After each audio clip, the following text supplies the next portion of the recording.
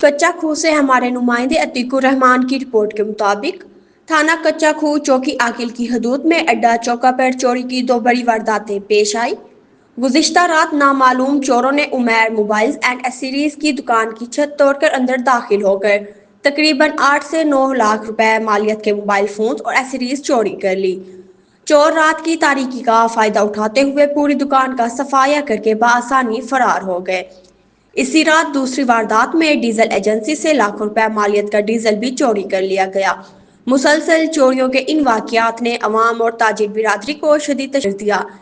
تاجر برادری کا کہنا ہے کہ علاقے میں چوری کی بڑھتی ہوئی وارداتیں انتظامیہ کی کارکردگی پر سوالیہ نشان ہیں۔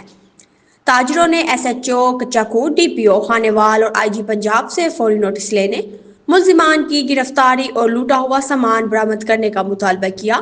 تاجر برادری نے پولیس سے علاقے میں سیکیورٹی بڑھانے اور تحفظ فراہم کرنے کا بھی مطالبہ کیا ہے۔